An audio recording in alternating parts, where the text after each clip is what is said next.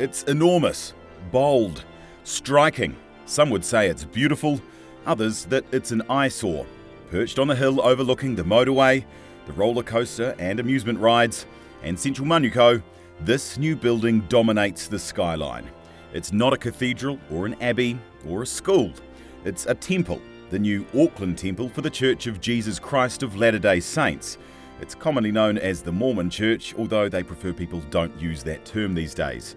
It was announced in 2018, construction started in 2020, and since then it's emerged from the ground and now towers 55 metres above it.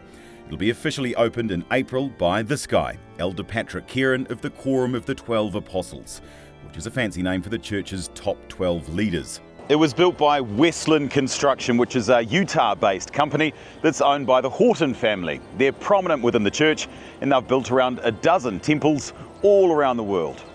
The earthworks were done by a Kiwi company called Midgley Developments, owned by church member Gavin Midgley, who's based in Ngāruawahia. Other companies involved were the Walker Group Architects, Becker Consulting, Topline Roofing and Metspray. It's made of steel but clad in granite sourced from China. We're not allowed inside, but it's not one single cavernous space. Instead, it's divided into rooms with special purposes called ordinance rooms.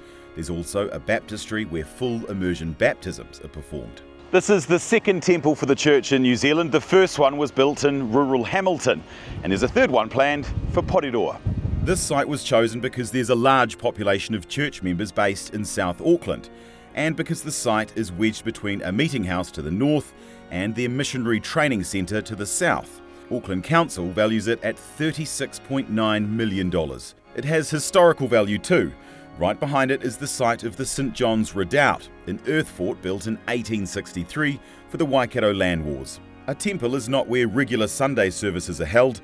It's reserved for special worship only, as well as marriages and baptisms, and only church members of good standing are ever allowed inside. But the general public will be allowed to have tours for most of March, before it becomes off limits following its dedication in April.